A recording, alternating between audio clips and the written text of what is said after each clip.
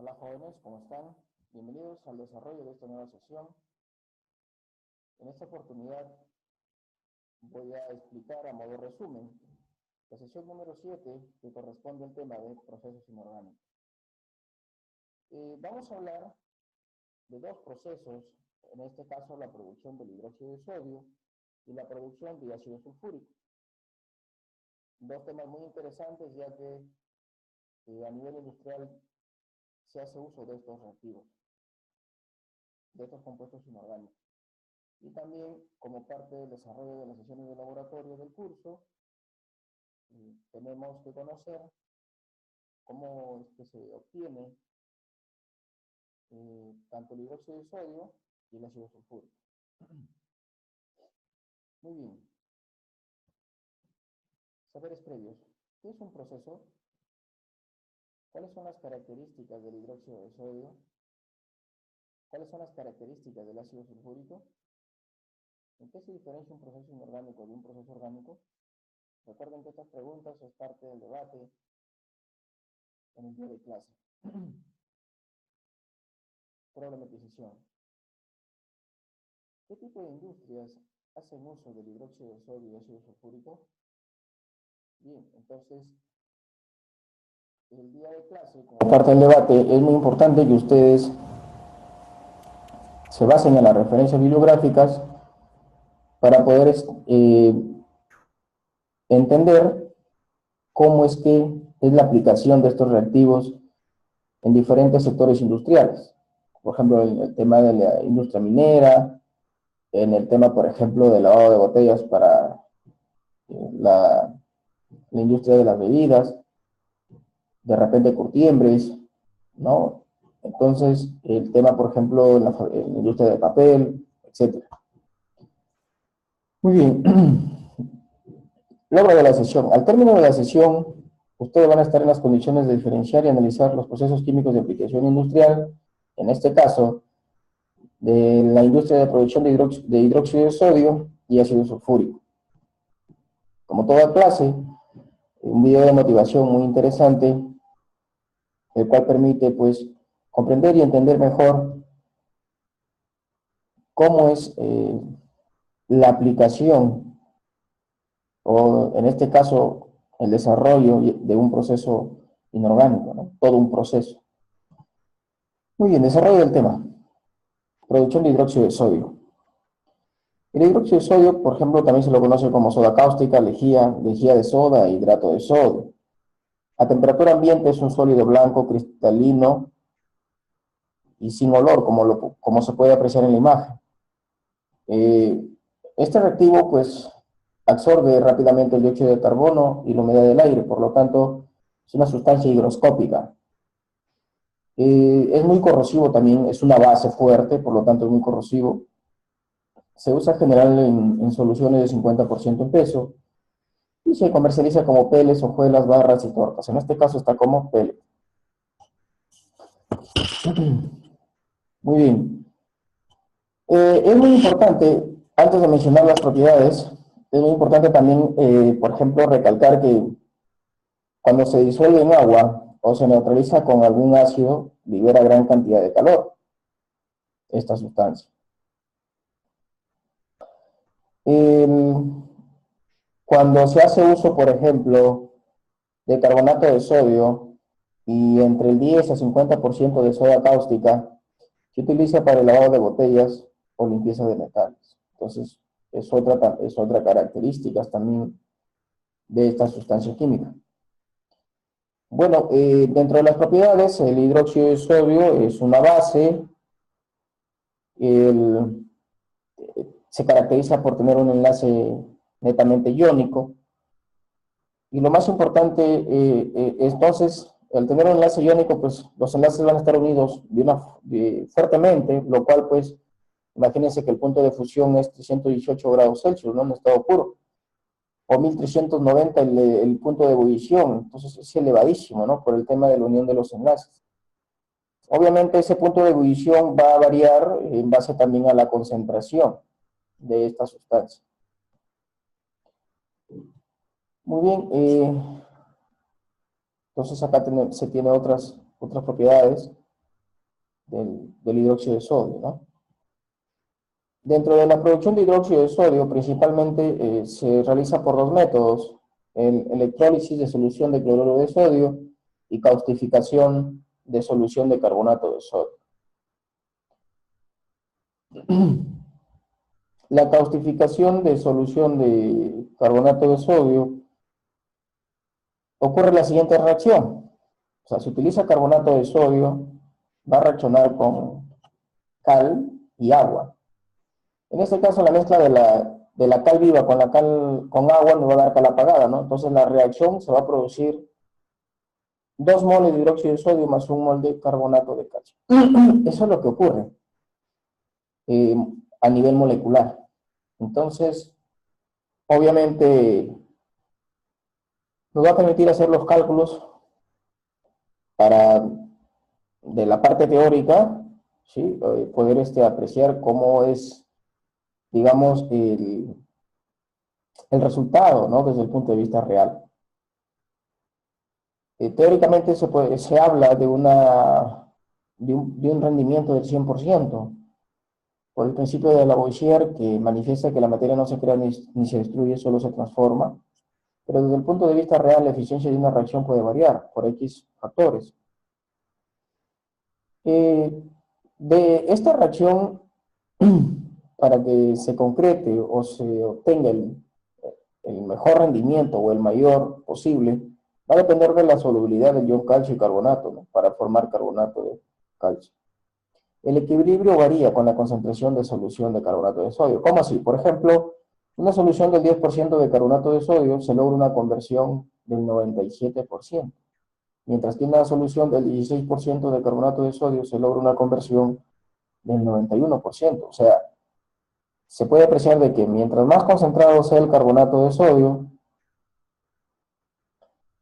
el porcentaje o el rendimiento disminuye, ¿no?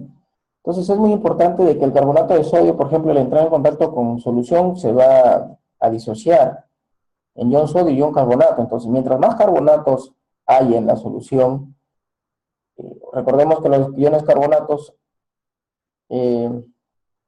encuentran con la cal, que el calcio que va a estar presente en el otro reactivo, va a formar carbonato de calcio que es insoluble. Y en este caso, entonces, si hay más presencia de carbonato, significa que si hay más presencia de carbonato de sodio, obviamente se va a producir más carbonato de calcio, ¿no? Entonces, por eso que según los antecedentes, mientras más concentración, la eficiencia disminuye. Obviamente, se podría hacer de repente 10 experimentos en laboratorio y ver qué sucede a otras concentraciones. Muy bien. Este es un sistema que se puede desarrollar a nivel industrial para la obtención del hidróxido de sodio, ¿no? Se alimenta, por ejemplo, este es un tanque de carbonato de sodio que se alimenta a un reactor, en este caso se le llama caustificador, y la cal junto con el agua.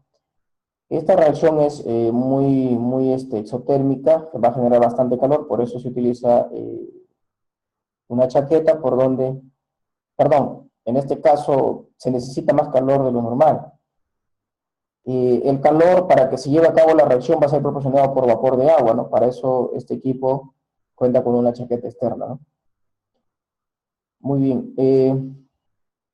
Y al final se obtiene el tanque de solución de hidróxido de sodio. En todo proceso es muy importante siempre el control de calidad. Entonces, obviamente, se tiene que estar muestreando, ¿no? Antes y después del proceso. El otro tema muy importante es la electrólisis del cloruro de sodio, ¿no? En este caso. Obviamente, por ejemplo, se tiene 2 moles de cloruro de sodio en estado acuoso que reacciona con 2 moles de agua, va a producir 2 moles de hidróxido de sodio acuoso más 1 mol de cloro gaseoso y 1 mol de hidrógeno gaseoso.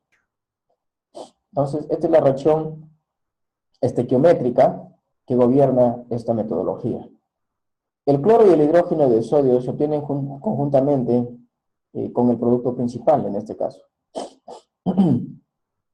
Para la descomposición de la sal se diferencian tres tecnologías: célula de diafragma, célula de cátodo de mercurio y células de membrana. Entonces es muy importante tener en cuenta esos tres tipos de tecnologías para aplicar la electrodiálisis. Ahora, de la tecnología de células de membrana, se puede considerar como nueva, ¿no? La célula de membrana. Esta tecnología se puede considerar como nueva, mientras que las otras dos ya son tecnologías clásicas. Las células de diafragma se basan en la tecnología de Estados Unidos, mientras que la de cátodo de mercurio tiene sus bases en Europa.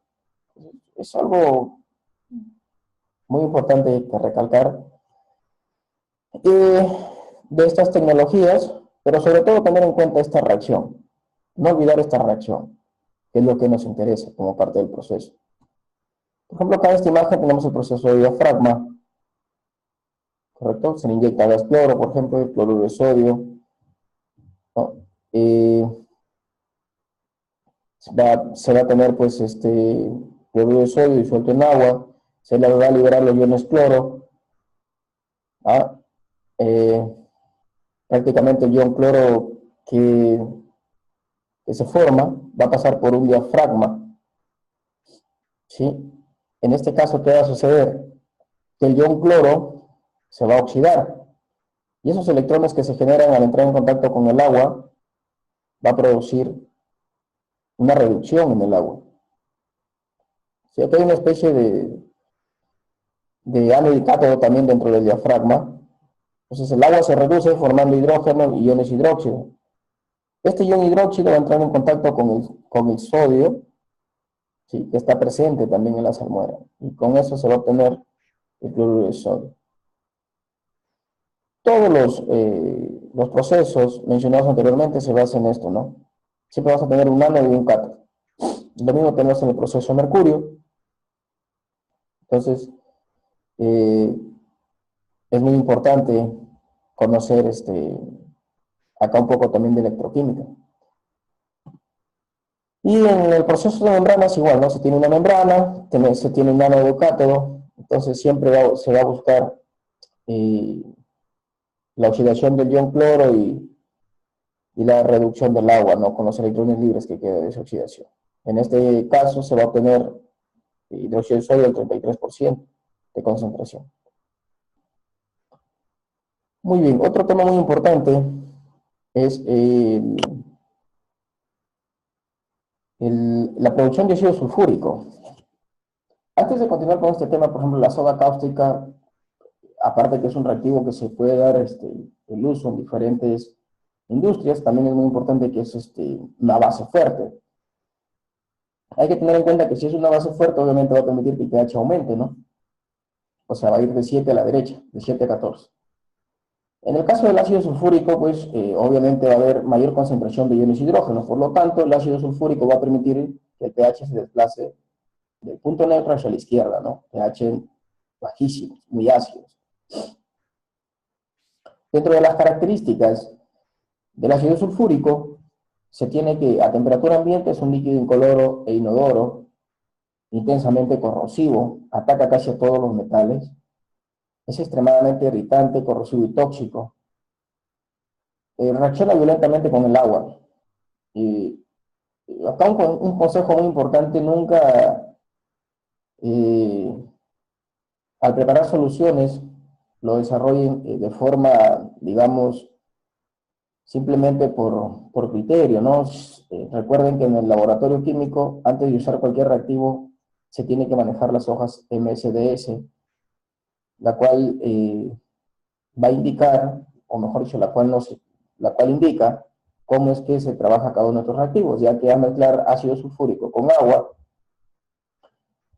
se produce una reacción muy violenta, ¿sí? Es una reacción exotérmica y obviamente va a liberar bastante calor que puede reventar el envase donde se está llevando a cabo, preparando la solución. ¿Sí? Entonces es muy importante, mucho cuidado al manipular estos reactivos, ya que también es parte del tema de seguridad. A temperatura ambiente es un líquido incoloro e inodoro. Bueno, acá se repiten las características. Es muy importante mencionar que el ácido sulfúrico en nuestro país es controlado, ¿sí? Es un reactivo fiscalizado, entonces no es fácil tampoco conseguirlo. Se necesita una serie de permisos para poder adquirir este reactivo. De los usos principales de los ácidos, pues tenemos o se tiene la producción de fertilizantes, en metalurgia, por ejemplo, para el blanqueo de metales, de baterías eléctricas, la fabricación de papel, en detergentes, en la sulfonación del dodesilbenceno, que es la molécula principal del detergente. Los métodos de producción de este reactivo, pues tenemos dos: el método de contacto y el método de cámara de plomo. En el método de contacto, que es utilizado actualmente, utiliza pentaóxido de divanadio como catalizador y produce un ácido con una concentración del 98-99%. Es más eficiente que el método de cámara de plomo, ya que en este caso pues existe una catálisis homogénea por dióxido de nitrógeno, y lo principal, lo que caracteriza esta metodología es que se produce ácido con una concentración del 65-78%, muy bajo a comparación del método de contacto. El proceso del método de contacto, en este caso, pues, se tiene un diagrama de flujo de todo el recorrido, ¿sí? Y se empieza desde el quemador de azufre para obtener dióxido de azufre. Entonces, en esta etapa, en el método de contacto, la primera etapa consiste en producir dióxido de azufre. El dióxido de azufre se quema azufre puro, ¿no? Entonces, al reaccionar el azufre como elemento con el oxígeno, se va a producir dióxido de azufre. Entonces, es una forma de producir dióxido de azufre. Otra forma de producir dióxido de azufre es, por ejemplo, oxidando la pirita. Entonces, la pirita es sulfuro de hierro, entonces al oxidarla se va a obtener el dióxido de azufre y también el trióxido de dihierro o óxido férrico. Entonces ya se tiene ahí también otra forma de cómo obtener el dióxido de azufre. Entonces, es muy importante que antes de que ingrese al convertidor catalítico, hay una torre de secado con el fin de darle, el intercambiador de calor es para llegar a las condiciones óptimas de este convertidor, pero en la torre de secado lo que se busca es limpiar un poco, ¿no? Darle limpieza al dióxido de azufre que se ha producido. En la etapa 2, ya después del convertidor catalítico, se busca obviamente producir el trióxido de azufre a partir del dióxido de azufre que se ha producido anteriormente. En este caso también se va a hacer reaccionar al dióxido de azufre en presencia de pentaóxido de vanadio, que es el catalizador, y oxígeno obviamente. Con ello se va a obtener el trióxido de azufre. Es una reacción exotérmica también. Una vez que se ha obtenido el trióxido de azufre, pasa por un intercambiador de calor, ¿correcto? Y luego, ese trióxido de azufre tiene que entrar en contacto con ácido sulfúrico también. Entra en contacto con el ácido sulfúrico. ¿Para qué? Para que se produzca el ácido disulfúrico, ¿no? El H2S2O7 es el ácido disulfúrico. Este ácido disulfúrico, al entrar en contacto con agua, o sea, una hidrólisis, se obtiene ácido sulfúrico. ¿Por qué se tiene que hacer contacto el trióxido de azufre con ácido? Porque si el trióxido de azufre entra en contacto directo con el agua, entonces la reacción va a ser incontrolable y crea una niebla de ácido sulfúrico y de trióxido de azufre que afectan negativamente el proceso. Entonces no se va a poder realizar un control. Es por eso que del ácido sulfúrico que se produce, ¿sirve para qué? para entrar en contacto en una torre de absorción con el trióxido de azufre para formar el ácido disulfúrico, y recién ese ácido disulfúrico es el que entra en contacto con el agua, ¿no?, en hidrólisis, y se obtiene el ácido sulfúrico en sí. Muy bien, ese sería el método de contacto. Luego se tiene el método de la cámara de plomo. Obviamente, este diagrama de flujo pues se parte desde la pirita, ¿no?, una tostación de pirita para obtener dióxido de azufre, que es una metodología que se había mencionado anteriormente. Entonces, luego hay una oxidación, ¿no? En este caso se había mencionado que se hace uso del dióxido de nitrógeno, ¿no? ¿Para qué? Para obtener el trióxido de azufre y el óxido de nitrógeno. El trióxido de azufre es el reactivo que nos interesa. Esto ocurre en la torre de Glover, como se puede apreciar en la siguiente imagen.